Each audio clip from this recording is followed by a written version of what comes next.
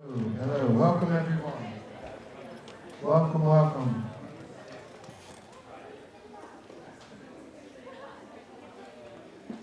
The Swig program in Jewish Studies and Social Justice of the University of California, University of San Francisco. All right, take two. Swig program in Jewish Studies and Social Justice of the University of San Francisco acknowledges our presence on the unceded land of the indigenous Ohlone communities and pays our respects to these traditional caretakers and elders, past, present, and emerging. It's our intention that this acknowledgement plays a role, however infinitesimal, in a much larger process of confronting the past in order to create a not yet realized future rooted in justice. Welcome everyone to another event of the USF Swig program in Jewish Studies and Social Justice, where tonight we will learn with Rabbi Julia Watts Belser for the 5th annual Swig JSSJ Human Rights Lecture, Climate Change, Disability, and the Politics of Survival. My name is Untitled Chapter, and it's my honor and privilege to direct this cutting-edge program. Let me begin by thanking a number of people for their support for making this event possible. Thank you to all Swig JSSJ faculty, staff, and students. And thank you to the Department of Theology and Religious Studies, as well as the Gender and Sexuality Studies program for co-sponsoring this event.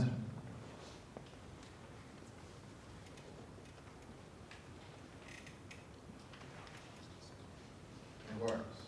All right. I'd like to take a brief moment, really brief, and tell you about our Swig JSSJ program.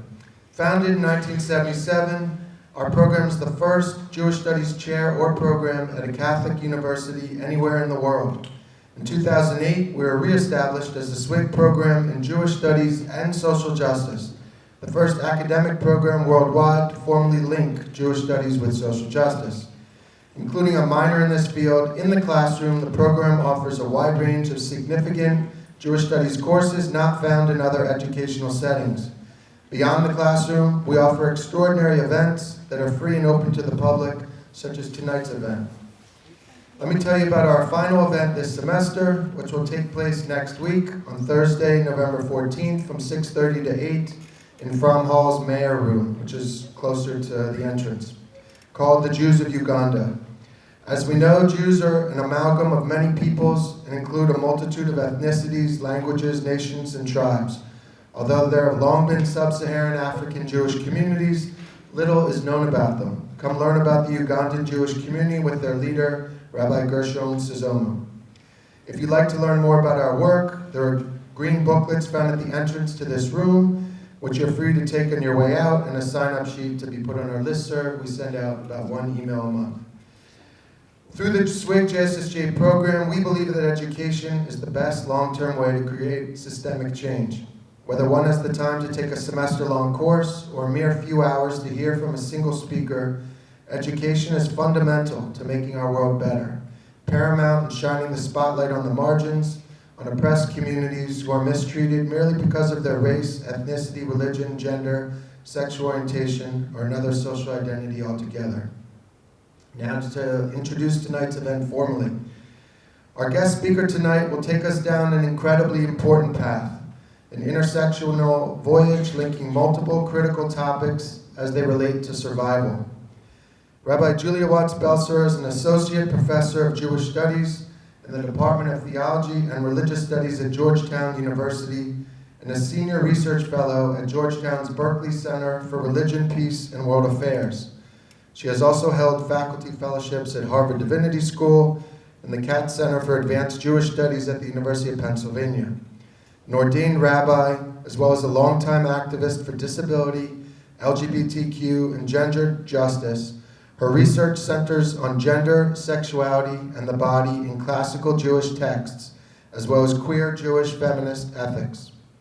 In 2007, she co-authored an international health handbook for women with disabilities, which was developed in collaboration with disability activists from 40 countries and translated into 14 languages.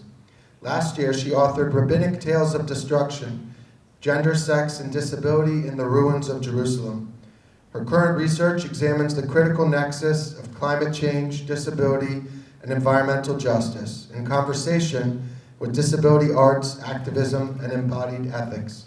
Please join me in welcoming Rabbi Watts Belser to the University of San Francisco.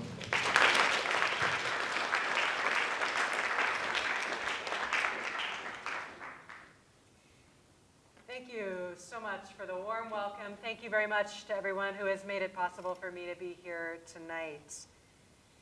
Thank you, all of you, for being here tonight so that we can think together about a question that's really important to me, a question that I think is really urgent, about the intersections of climate change, climate justice, disability, and how Jewish texts might help illuminate or think with some of these questions of justice and some of the dangers with which we are wrestling. So I know that here, especially in this city, around this bay, you all have been facing this so acutely. So I want to begin tonight by acknowledging with immense gratitude the work of firefighters and first responders. I want to hold space to acknowledge those who are grieving, those who have lost, and those who have spent the past weeks in fear or in pain or struggling to breathe. I speak today indebted to countless organizers, environmental justice organizers, disability justice organizers, fat justice organizers, racial justice organizers who are working to build networks of mutual support and survival, who are responding to disaster and violence and neglect, whether that's in the Bay Area or in the Bahamas, in Puerto Rico, in New Orleans, or around the world. So I'd like to dedicate tonight's talk to the disability justice and fat justice activists who've been working to keep people alive during the recent power shutoffs. Stacy Milburn and the Disability Justice Culture Club, Max Airborne and Fat Rose, Mask Oakland, Sins Invalid, and other disabled, people of color, queer, and trans-led groups and organizers, many of whose names I don't know. I want to lift up these and other folks who have been strategizing and scheming and working countless hours to make sure that those of us who rely on elevators, electric wheelchairs, ventilators, CPAP machines, and supplemental oxygen have power to live. We live in a world of profound climate injustice. As the recent wildfires and electric shutoffs have made plain, disabled people face disproportionate risks from climate change. This is one of the things that I think makes climate change so pernicious. While climate disruption affects all of us, certain people, certain bodies live closer to the storm, face more danger, bear more risk. People of color, poor people, elders, disabled people, fat people, queer and trans people, people living under colonialism's long shadow. In short, people who already face intense structural violence are also the most vulnerable to climate disruption and the least able, the least well-resourced when it comes to mitigating its effects. Now, do you want to move this? Yeah, that'd be great. Thanks.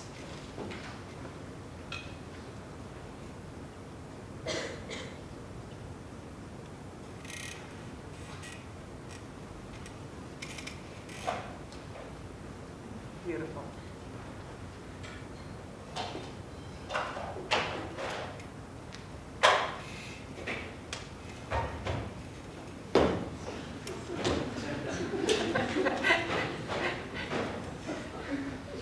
Never let it be said that I don't know how to adapt an environment to meet my needs. All right, so here's the thing though, right? I just laid out the case for how important it is to pay attention to the disproportionate vulnerability of people with disabilities and many other minoritized communities when it comes to climate change. But when we think about vulnerability, we also have to be really, really careful. Recent media accounts have helped draw attention to these risks. Stories of New Yorkers trapped in high-rise apartment buildings for days after Hurricane Sandy. Nursing home residents in Florida who died from extreme heat after their institution failed to evacuate. Disaster warnings that are inaccessible to deaf communities. Emergency shelters that leave wheelchair users stranded outside. That's part of what vulnerability looks like. But the risk in naming vulnerability, in highlighting the particular dangers that people with disabilities face, is that all too often, the way we think about disability and vulnerability during disaster and climate disruption depoliticizes the problem. It makes it seem inevitable that disabled people become climate casualties. But these kind of risks that I'm naming, these kind of vulnerabilities, are not simply a natural consequence of disability. They come about because of human choices. They come about because of a set of social, structural choices to value certain kinds of bodies and minds. To build for, plan for, and prepare for certain bodies and minds. And then leave others out. Leave others to die. This isn't a theoretical question. During Hurricane Katrina, when doctors and nurses faced brutal choices about triage, who got left behind? Those who were judged too frail, too fat, or too disabled to save.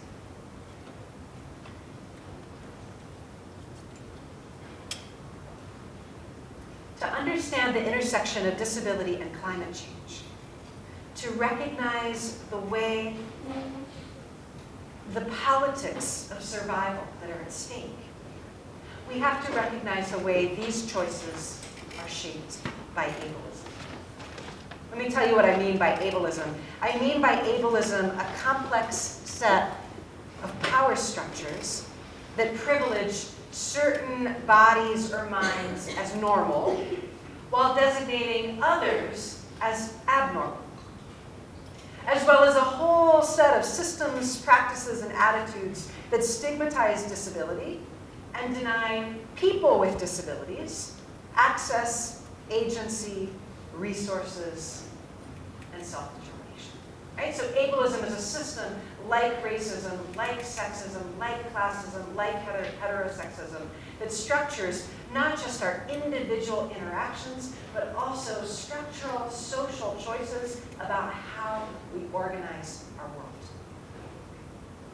Ableism conspires with racism and white supremacy, with classism and capitalism, with queer and trans hatred, with ageism, misogyny, and fat phobia, to make certain lives seem less valuable, less worthy of protection, less worthy of concern. So here's one of the things that chills me. I worry about the way our tendency to imagine disabled people as natural casualties of climate disruption. How that aligns with a kind of eugenic logic, with fantasies of a better world, a future in which only the strong, the rich, the white, and well-resourced are meant to survive. That's the thing that's keeping me up. So tonight, I want to bring that concern about the politics of survival. I want to bring that concern into conversation with ancient Jewish texts. Texts about Noah and the ark and the flood. pause here for just a minute and ask if there's anyone who would like to have a printed copy of the talk for access reasons, and to do this at the start.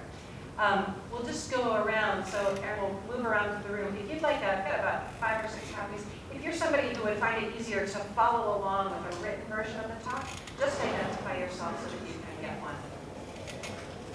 I do that again as a way of trying to recognize that the conventional way in which we've set up our spaces, the conventional norms of giving academic talks, giving a lecture, doesn't work for everybody and every mind.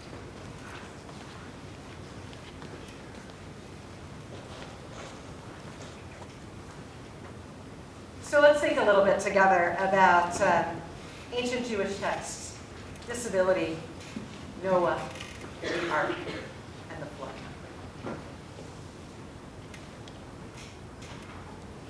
If you're on the printed talk, we're about 4 pages in.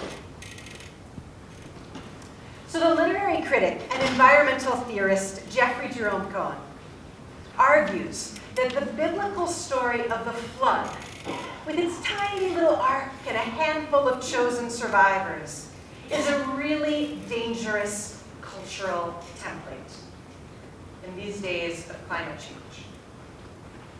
It's a story, he says, that runs the risk of inscribing the inevitability of deluge and disaster, one that imagines the ark as the only route to survive. So Cohen asks, what if we stopped using the flood as our unspoken cognitive frame for climate change? Or, at the very least, what if we stopped imagining ourselves playing the role of Noah, content to save only a small, chosen community when the storm comes? What if instead we prepared collectively for a world in which we do not leave those outside our own walls to drown? So Cohen's question echoes for me really powerfully within Jewish tradition, which has long had a really ambivalent relationship with Noah. Right? So the biblical text imagines Noah as a righteous man who found favor with God. But the rabbis, right, the rabbis of the 2nd through 7th centuries offer a much more hesitant portrait of Noah. They disapprove, quite frankly, of his silence, of his quick compliance, his readiness to build that ark with no protest when God decrees the earth's destruction. So tonight, I want to think through rabbinic Jewish traditions about Noah and the ark, tales that are grappling with questions about the politics of survival. I don't actually think Jewish texts are really great for providing pragmatic solutions when it comes to climate disruption. Okay? So that's not why I'm bringing these texts. I don't actually think the Talmud or other classic texts in the Jewish bookshelf are our go-to sources for thinking about pragmatic solutions. Okay? I'm often quite critical of the assumptions that these texts make, but I will say I find grappling with ancient Jewish stories to be a really powerful way to think about ethical questions. I think these stories are very wise when it comes to questions of the heart. So I want to ask you to think with me for a minute. What are some of the images that come to mind when you think about Noah and the ark? In contemporary American culture, Noah's Ark has often been imagined as a children's story, with all the animals lining up neatly, 2 by 2. A great illustration for a nursery. We shift the frame of this story now. The ark is a terrible story. The ark is like the original story of a gated community. A story about a handful of privileged survivors who stay snug in their boat while the rest of the world drowns. I remember as a kid thinking, what is going on with this story?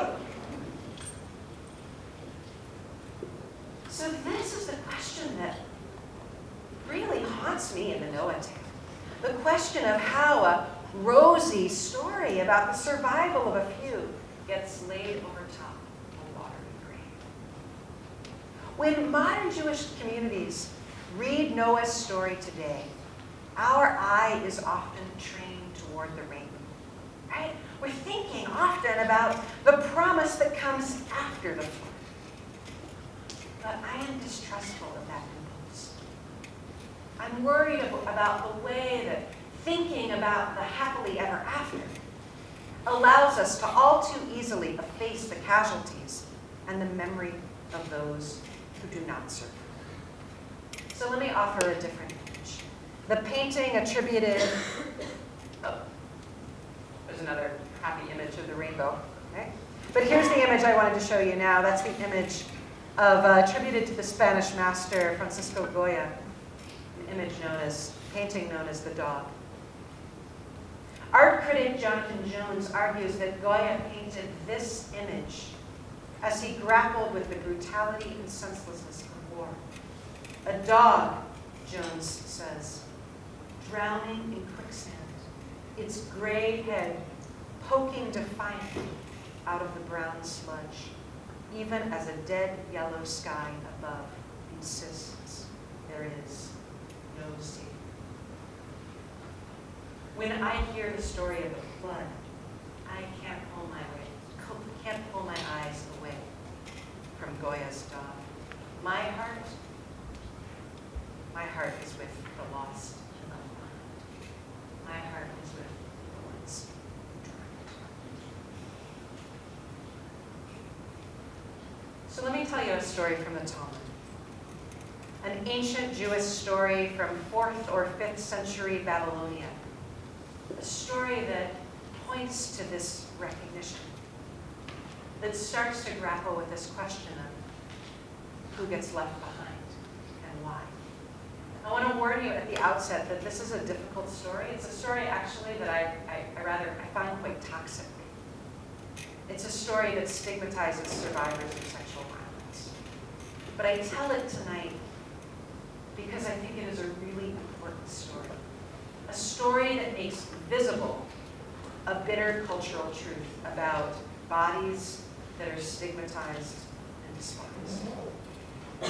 So in the story from the Talmud asks, the rabbis asks, how is it that they chose the animals to take on board the ark? How did they single out which of the animals would survive? To answer that question, one of the rabbis, Shmuel bar Nachmani, picks up on a strange detail in the biblical text. Okay? It's a moment when Noah is instructed to take 7 animal pairs, ish and ishto. The language here is translated as husbands and their wives. Well, Rabbi Shmuel says, why does the text say about animals take 7 husbands and wives? Isn't marriage an institution that's reserved solely for humankind? So ultimately, the rabbi argues that the chosen animals are those who comported themselves like proper married couples. That is to say, they've never been involved in sexual sin. Right? It's probably clear to you already that I'm not a fan of Shmuel's exegesis here. Now, to understand Shmuel's story, you have to know there's a widespread tradition in early Jewish thought that the earth before the flood was full of sexual wrongdoing. And that one of the reasons the flood came about is that humans were engaging with sexual relations with animals. This is kind of a icky moment here, right? So Shmuel says, all right, so God, according to Shmuel, is interested in getting rid of that business, right? And wants to create a different order of things. And so, according to Shmuel, when it comes to selecting animals to survive the flood, the ark accepts only those who are properly mated. Shmuel doesn't want any trace of sexual ickiness to enter into the ark or come into the new neighborhood. So, I gotta tell you, as a feminist reader, as a queer reader, and as a reader attuned to the realities of sexual violence, I know this kind of thinking all too well. I know how notions of sexual purity get deployed to paint certain peoples and certain bodies as disposable, as refuse, and as nothing more than trash. Our text goes on. How did Noah know? Rav Chisda said, he passed them before the ark, and all that the ark accepted, it was known that a sin had not been done with it. And those that the ark did not accept, well, something terrible had been done. So according to this tradition, Noah passes the animals before the ark, and the ark itself becomes a kind of moral arbiter, accepting some and turning others away. Now let me tell you, every time I prepare a talk about the flood, I ask myself, do I have to tell this story again? I ask myself, should I snip this text out? It's so ugly. It hurts me to hear this story told.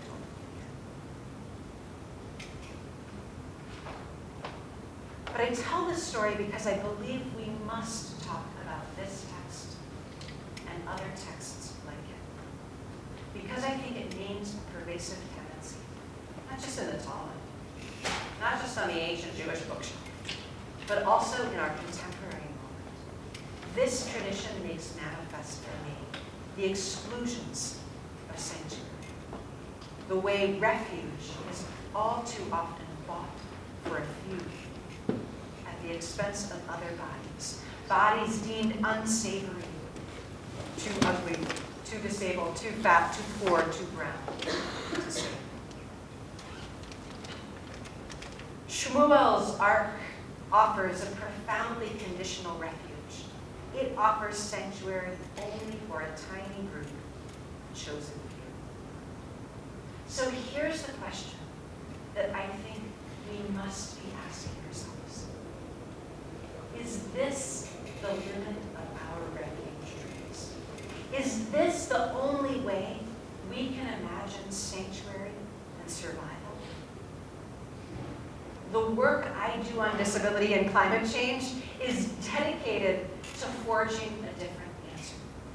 It is dedicated to the belief that you and me and all of us can and will and must tell a different story.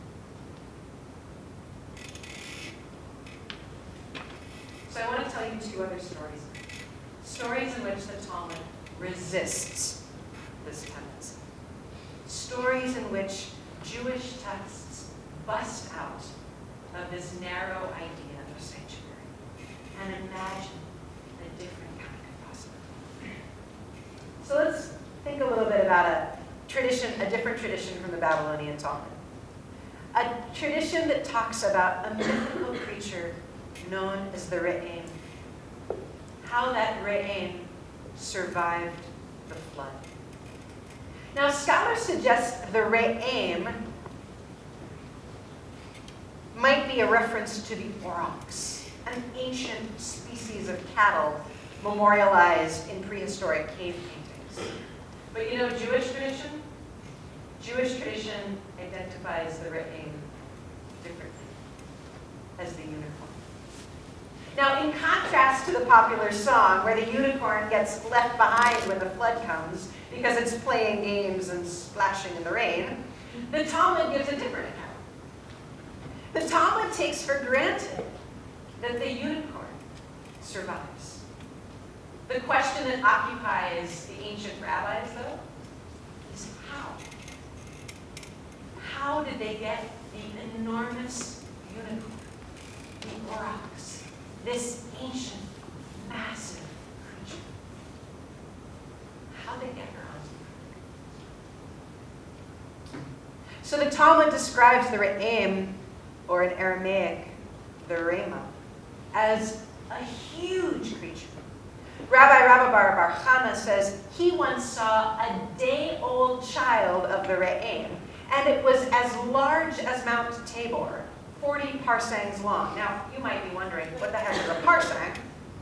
Modern commentators disagree on the precise measure here, but many suggest each parsang is somewhere between 2 and 2.5 miles. So suffice it to say, the newborn Re'em is not likely to fit in your dorm or in my apartment.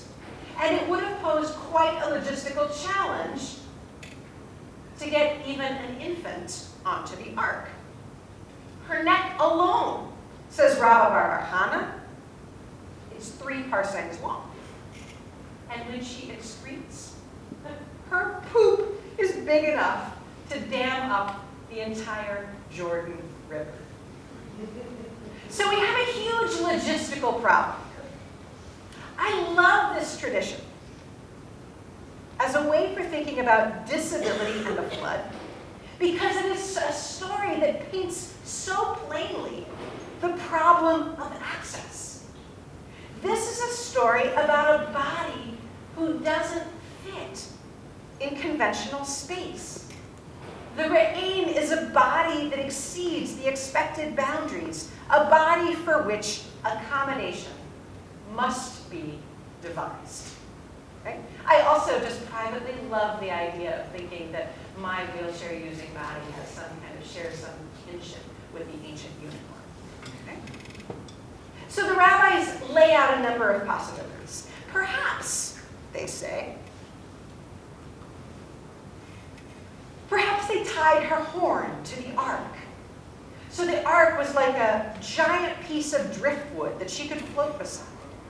Maybe she rested only the very, very tip of her nose, her nostrils, upon the deck, just enough to let her breathe.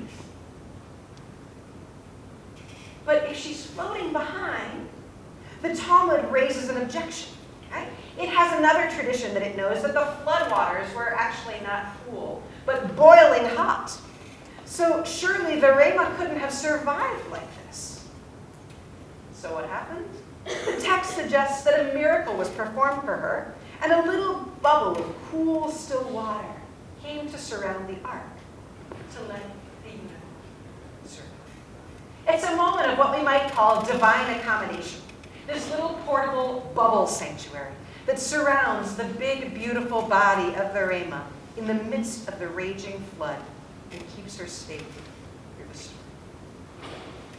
Now, let me be really clear. I don't think we can lift up this story as somehow solving the ethical problems raised by the flood or the dangers posed by the fantasy of the ark and its small group of survivors.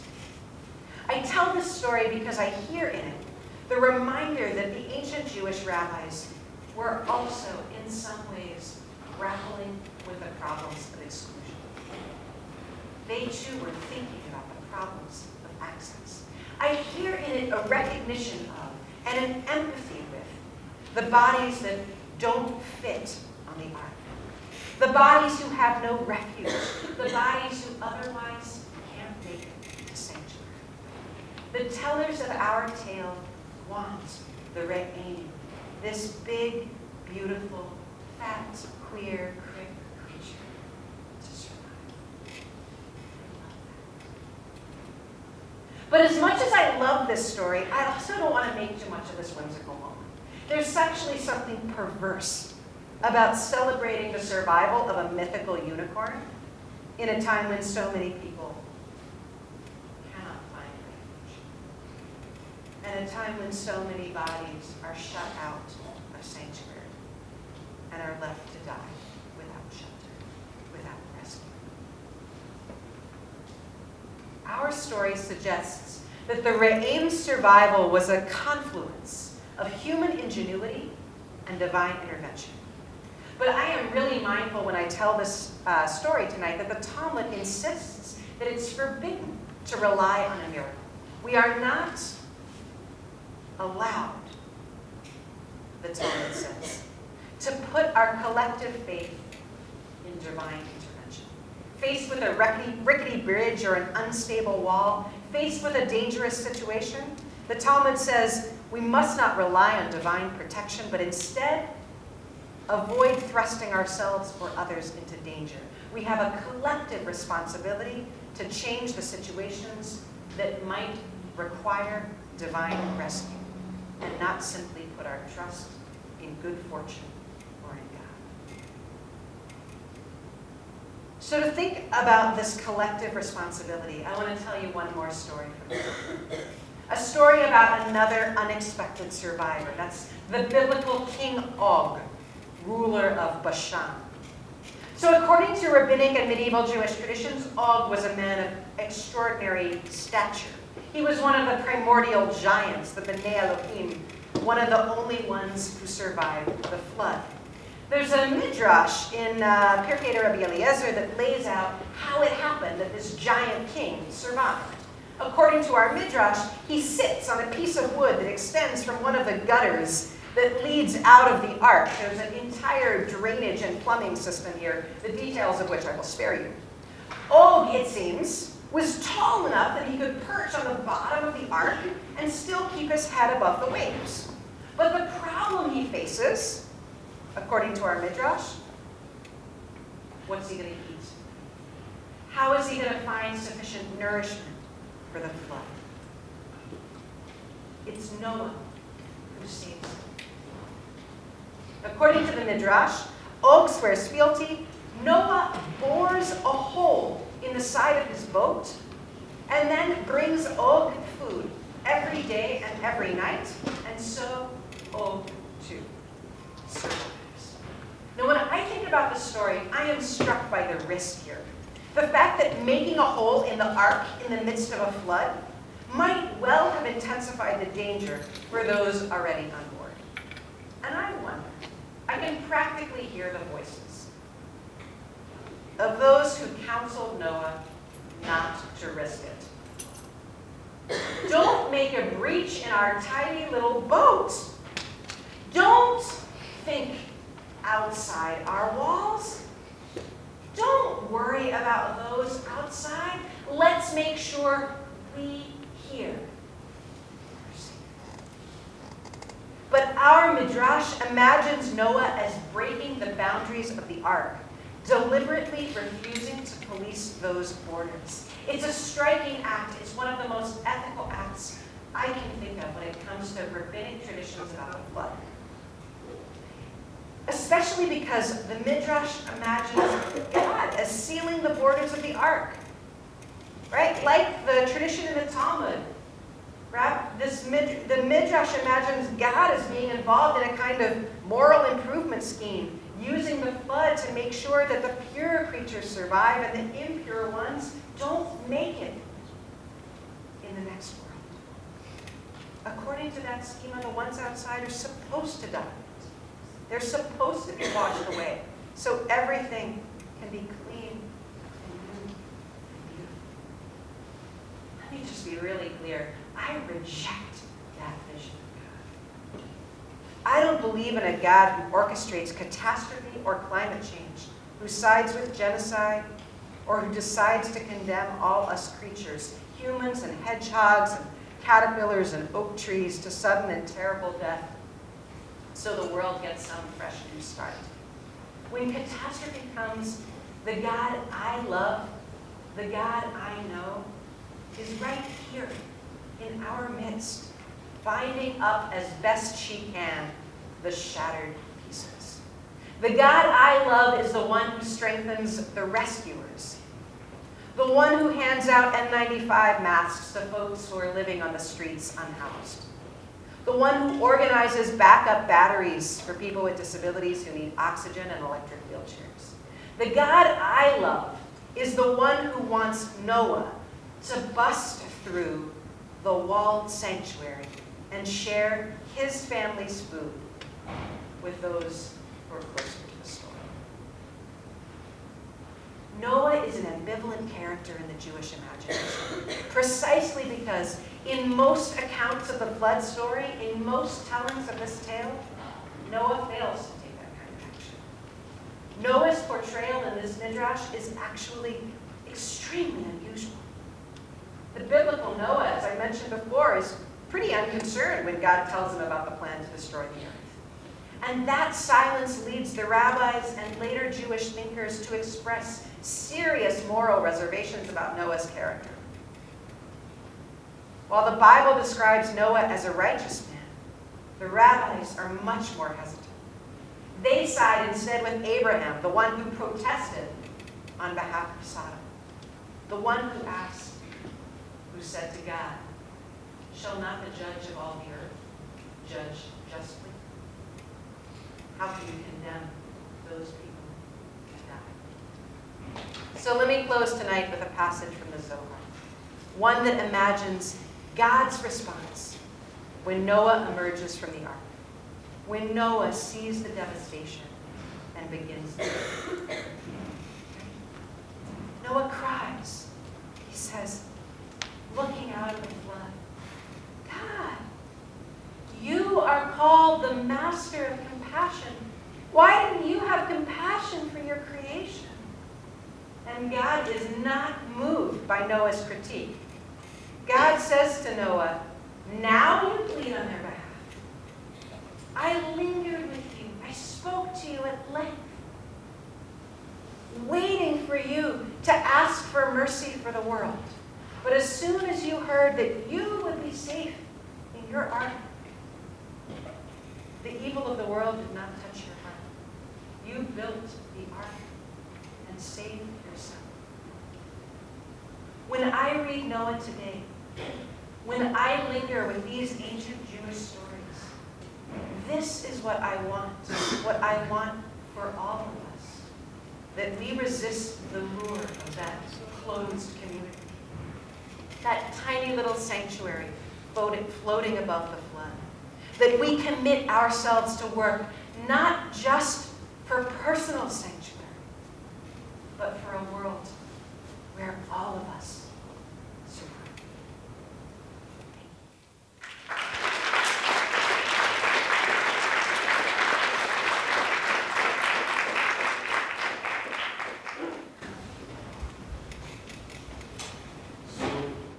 We have an opportunity to ask our speaker questions. So raise your hand and we'll bring you the mic.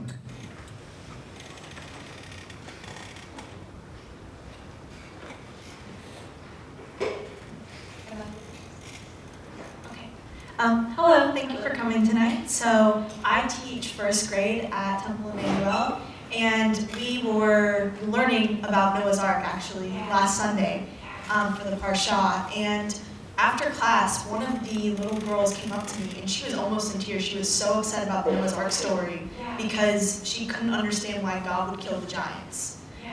So I didn't know how to respond to that. What would you recommend?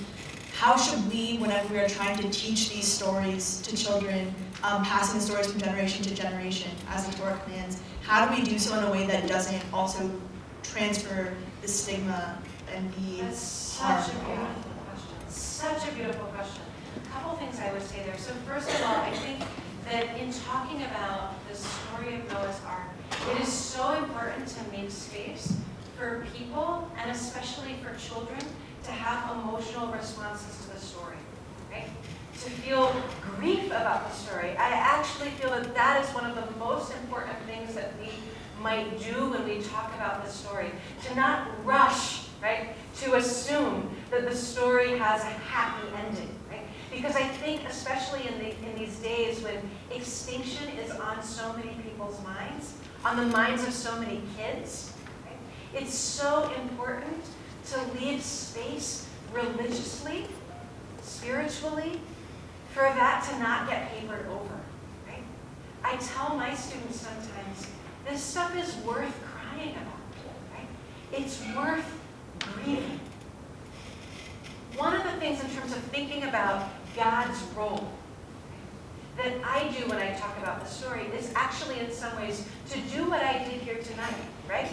To interrupt the plan of the Midrash, right? The plan of the story, and say, actually, right? Jewish tradition includes a lot of different ways of thinking about God and God's presence, right? And to say that the God in whom I put my trust, right, is not actually a God invested in killing the giants or anyone else. Right? That's an ethical stand that it feels really important to me to take. Right? And I don't actually try and reconcile that with the flood story. Right? I often tell people, right, that these stories, in portraying a difficult God, are often also really important stories for thinking about the ways in which we imagine, right, and understand how and why crisis and catastrophe comes to us. But as somebody who thinks about how to pass this tradition on, it also feels really important to me to say now, in this moment, the God I love is the God who sides with Palestinians. I don't really know how to reconcile the difficulty, but I think what you are doing to leave space for that hard truth matters. And it matters for young children as well as for all of us. I am continually moved by little kids who come up to me and ask about extinction. And I think religiously, we need to be able to hold that, even when we don't have answers that wrap up.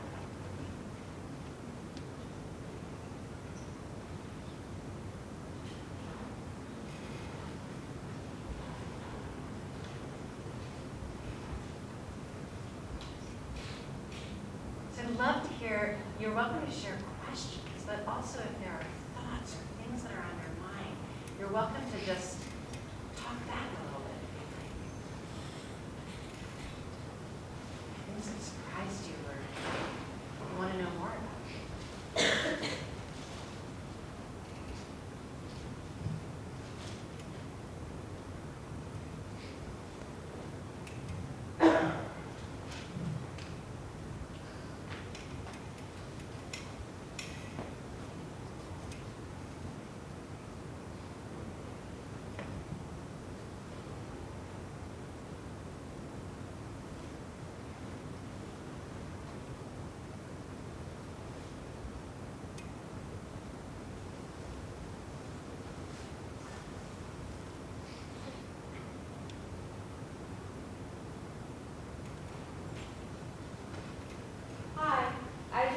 Say thank you again for coming, and I don't think I want to do that. Can you guys hear me?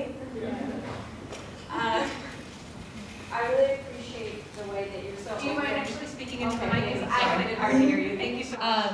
I know it's boomy, but it really is helpful to hear. Can you hear me? Yeah. I appreciate the way that you open-mindedly criticize, but in a very constructive way, about how you feel of different readings and stories. I don't think I've ever had such a positive experience with somebody talking about how they can reflect on a story that might not be positive, but it felt like a very positive experience listening to you talk about this. Very. Thank you so much for naming that, because I think what you just said, you know, that ability to reflect critically and lovingly, right, on traditions that are hard and complicated, some of which I like, some of which I'm like, whoa, I don't know how that sits with me, feels to me to be a really important way of thinking about how to engage with traditions, with texts, with religious, spiritual, and cultural repertoires that we are carrying into new. I find that I myself am really moved by the idea that it is possible to have deep love and respect for a tradition, to care about it, without always trusting, unquestioningly, all of what has been passed down. And I really want to hold both of these things and model the idea that you too, right, might also be able to hold both of those postures, right, that actually engaged, critical, loving dissent can be some of the most powerful ways to engage with, whether it's religious traditions or other traditions, right? I think that that kind of critique, taking a tradition seriously enough to also wanting to call it to account when it seems not to be fully speaking to its own best impulses, when it's missing something, right? That there's a lot of wisdom that I think the rabbis of old had.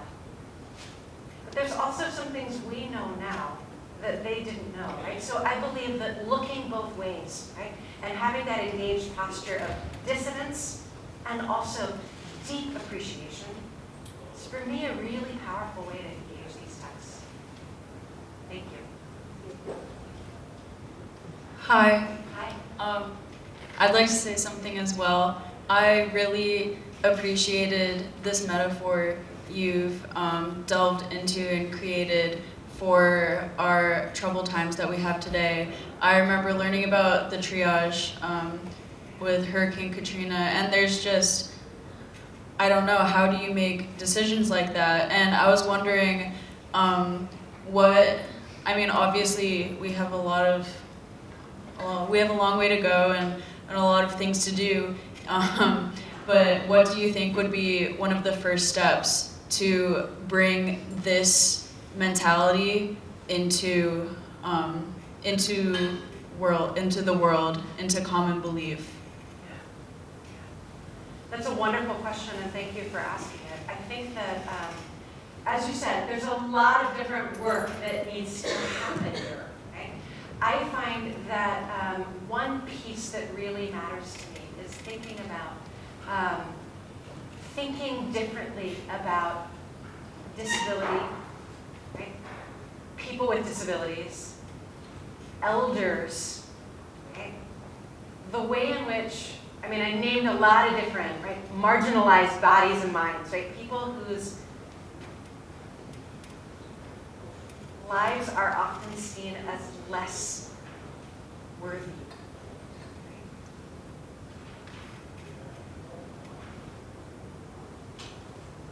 And I think, though, some of the stories that emerge out of disaster situations are so vivid and so powerful for making clear those kind of triage questions, right? This has been so on my mind with the PG&E situation here, right?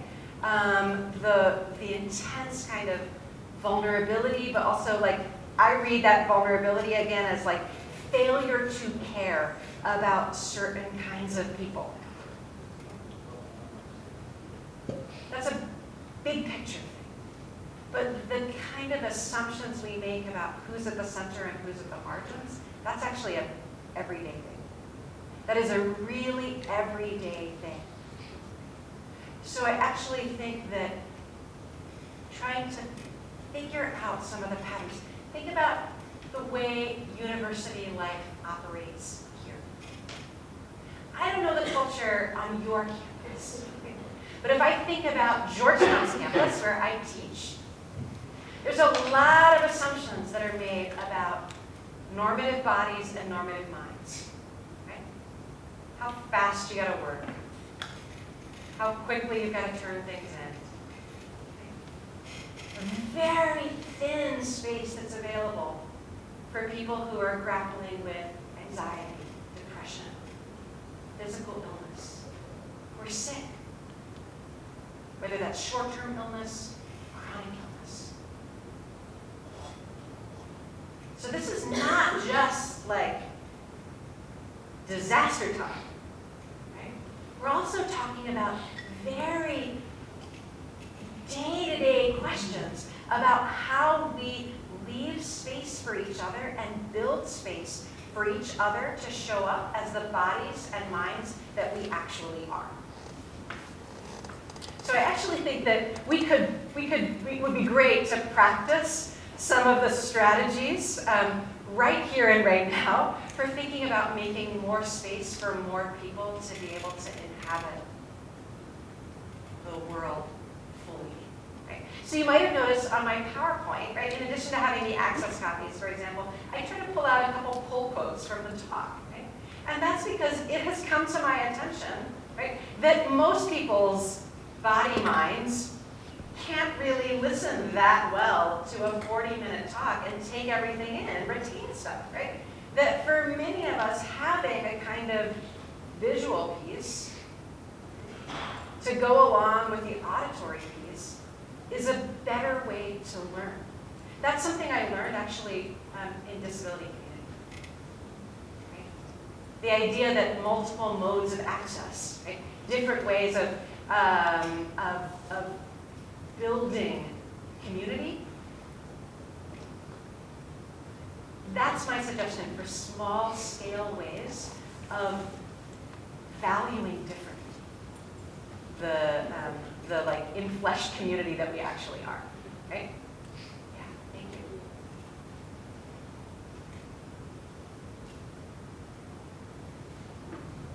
you. Do you view that it's a social issue, that it's a topic that should be discussed more proactively, or that political steps should be taken as well to ensure that problems like what you brought up don't arise again? Yes, yes, yes to all of those things, right? Yes, it's a social issue. So I see disability as a social issue first and foremost, right? Not a medical issue, right? And the situation of disability and disaster situations, disability and climate change, right? Climate disruption, right? As primarily, first and foremost, a social and political issue.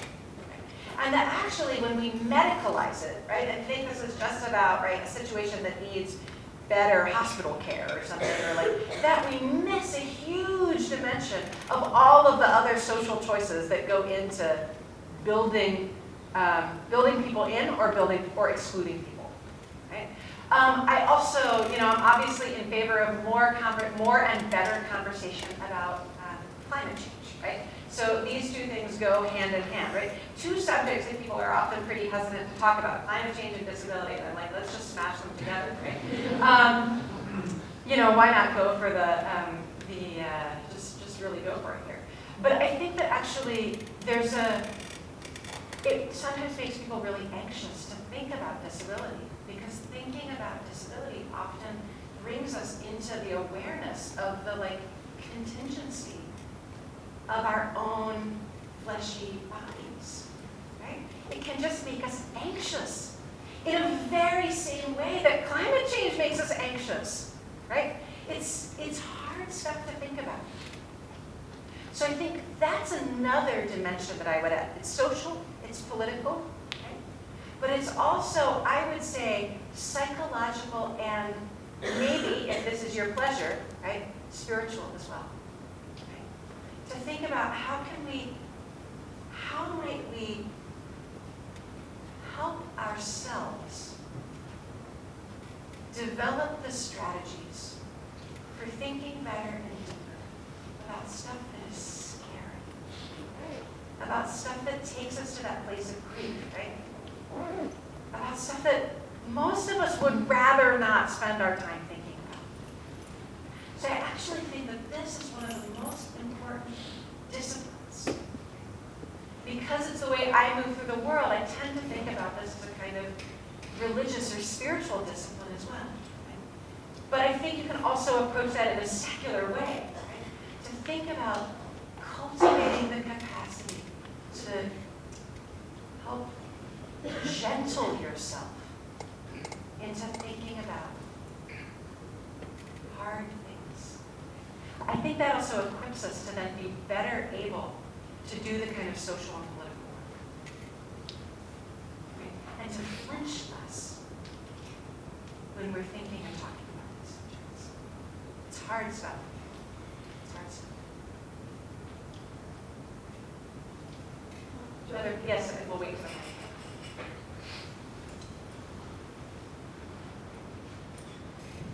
So I know that you used to live in southern Missouri. Now you live in Washington, D.C. So given the wide variety of places that you've lived and the experiences that you've had, do you feel like certain parts of our nation are better at respecting individuals with disabilities, and what were the pros and cons of living in the vastly different places that you've lived?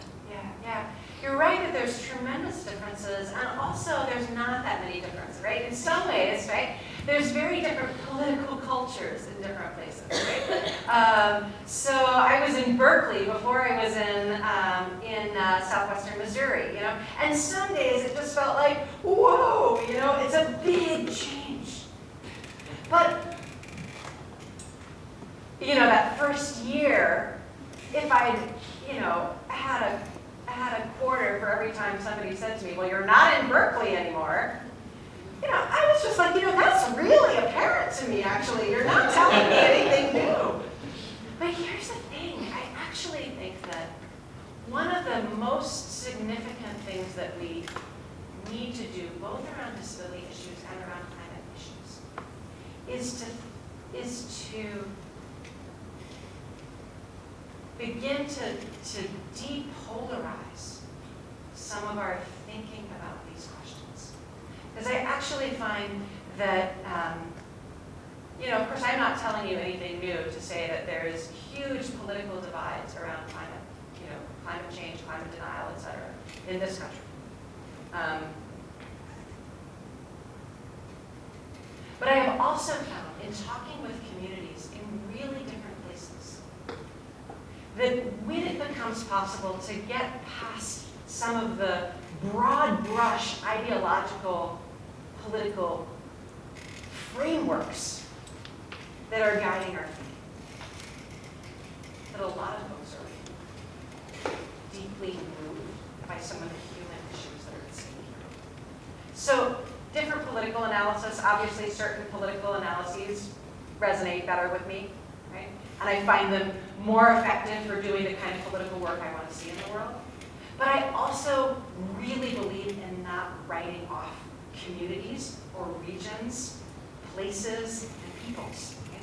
And I think we urgently need to devise better strategies for being able to connect around some of the human, heart-centered questions. Okay? So actually, disaster relief, for example, is a place where I find it's really easy to talk in some ways across significant political and ideological divides. That's a place where a lot of folks recognize that there's a stake here, right, in thinking differently. So that's sometimes my way in to talking about climate change, even in places where it's really hot politically, right, and maybe not advisable to frame the whole talk in terms of climate justice. Same thing around disabilities. So trying to figure out how to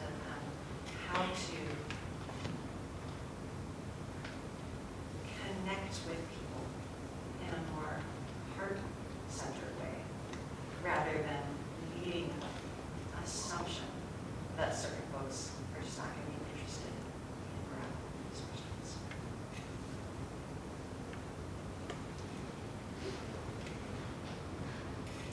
Hi, thank you so much. That was so wonderful. So I had a comment and a question. So my comment was, I love the image of the unicorn with her specific access needs.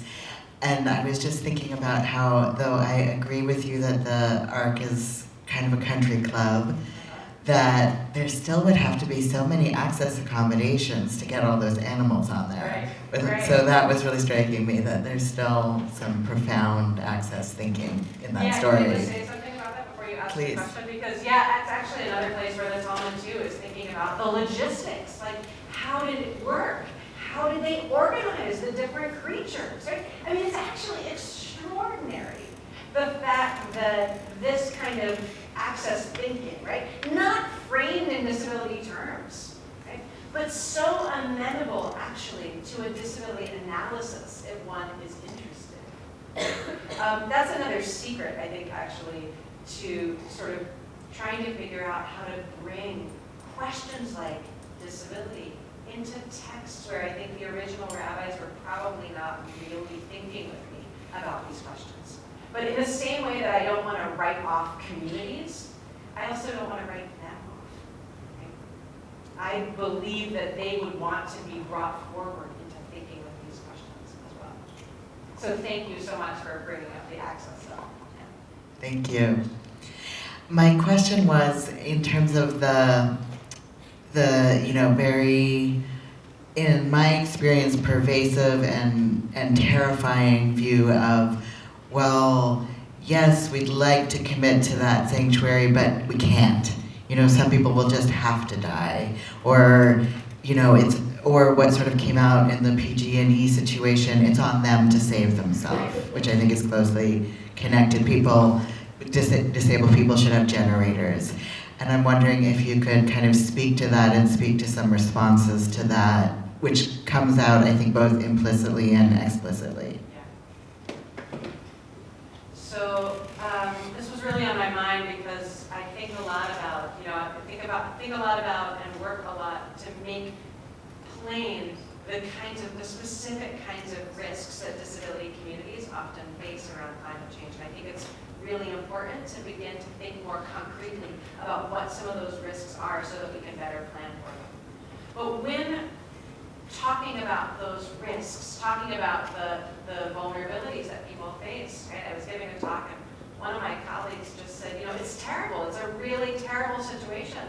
But what are you going to do? I mean, some people are just not going to make it. And it was like a punch. And I thought, those are my people. I am not willing to leave them behind.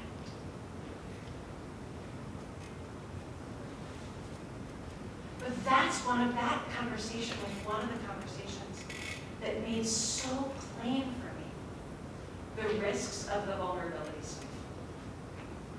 The way in which it's easy to think, oh, this is like a body problem. What you need in order to make it in the world of, in the climate affected world, right, is to basically have like a hyper athletic body, right? No breathing troubles, no supplemental power needs, you can like jump over stuff. It's like a superhero body, right? And a good bank account, right? Those two things, right? And also, it really helps to be white, right? So these comments, like that idea is such a way of naturalizing exclusion, right? And thus depoliticizing the choices that get made to render certain people more vulnerable and more risky. So that's why I really want us to be so careful about talking about risk and vulnerability, so that we always take that social and political frame, right, and recognize that risk is not just a natural property of certain bodies, but actually something that is about how human beings design and make our infrastructure, our electric companies, our political systems, right? That piece couples then with the fact that I do actually think it is also often on us to save ourselves. In the same way that I am skeptical about, right, and deeply distrustful of the impulse to like trust in God to provide a miracle. Okay? I am also skeptical about trusting in the government or the electric company to provide a miracle. Right? Now, I think that governments and public utilities have social obligations, and that we must hold them accountable for those obligations. But I also don't think that we can ever fully rely upon other entities to sort of parachute in and get us out of a jam. Right? So I actually think that what we need is a sort of multi-track model, right? Much more responsivity in terms of social and political services, but also networks of community support, intergenerational support, interreligious, intercommunal support, right? So it's not also just about, I think a lot about rural communities, right? Places where people have less access to the kind of intense sort of city organizing that happens, right? So we gotta think about how to build those structures, right? The grassroots, right? And then more responsive political systems. That would be my recipe, right? For building a more resilient, responsive set of systems.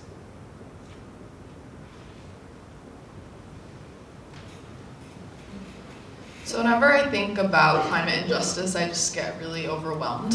Yeah. So I'm wondering if you kind of have recommendations for where to start, or simple things we can do. Yeah, absolutely, right? So I mean, I completely understand, right? This is a place for thinking about, I think local organizing is one of the most important and helpful pieces of not just like doing something, but also pieces of psychological resistance to the overwhelm feeling, right?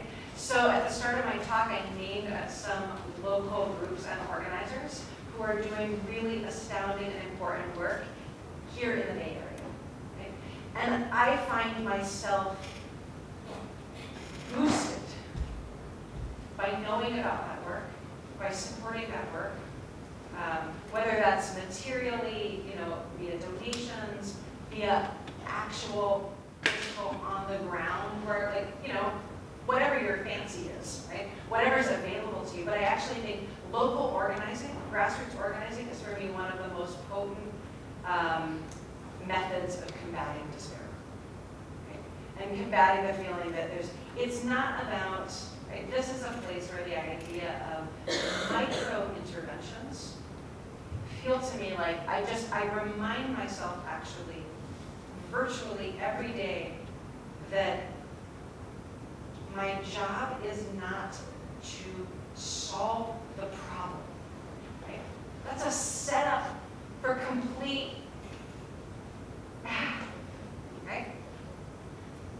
But the idea of plugging into networks that are making micro interventions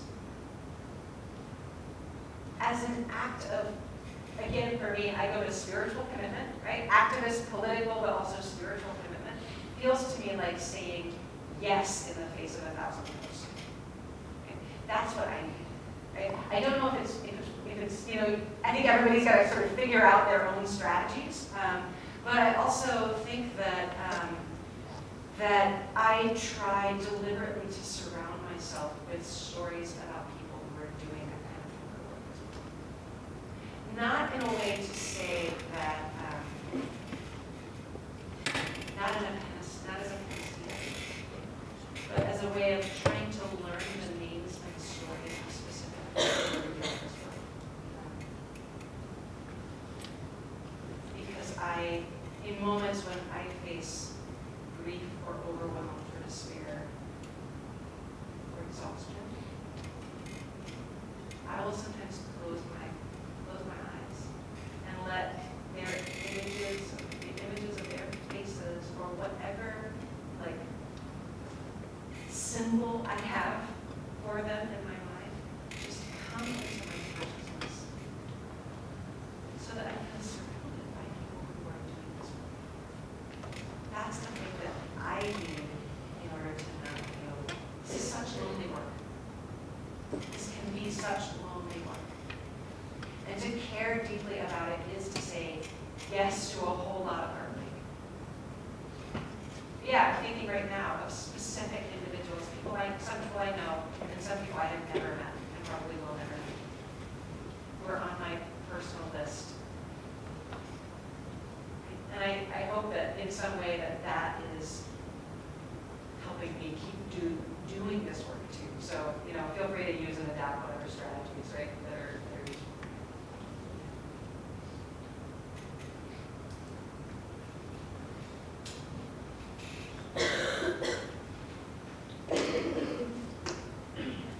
you tell us a little bit about the organizations that you work with that make you feel this way? That you Yeah, sure. Thanks for asking. So I'll tell you about one. It was like a setup. I didn't actually know I was setting you up for that. That was lovely. So I was thinking particularly about a group called the Partnership for Inclusive Disaster Strategies. And a friend of mine, Herman Parodi, a Puerto Rican disability activist, wheelchair user, who leads teams of disability-led disaster first responders.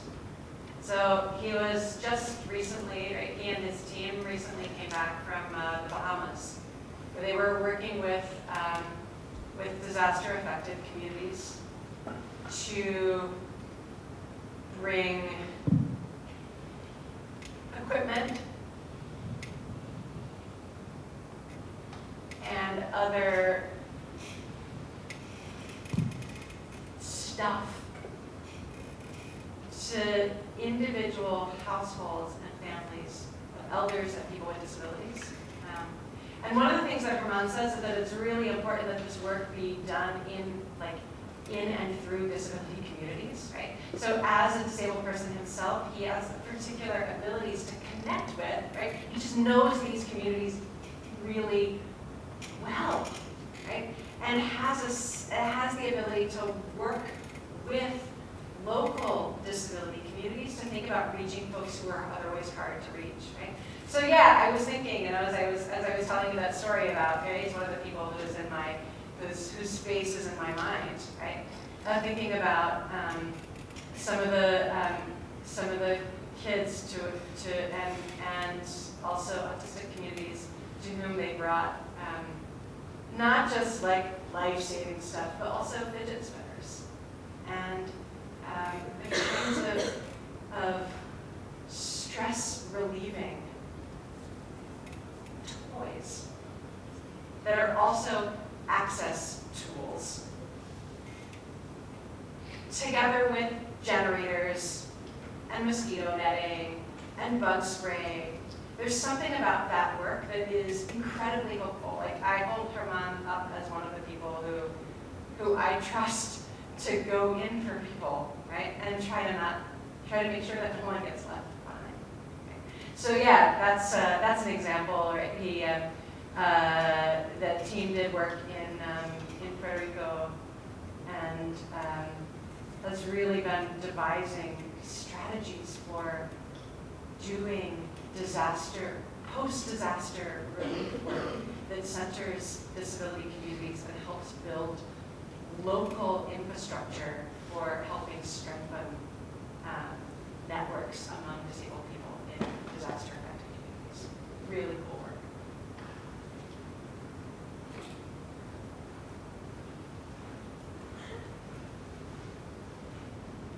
Hi again, Rabbi. So I have another question about the intersection between severe mental health problems and climate change. What can be done to ensure that our brothers and sisters with severe mental health problems don't get left behind when there's a disaster? Yeah.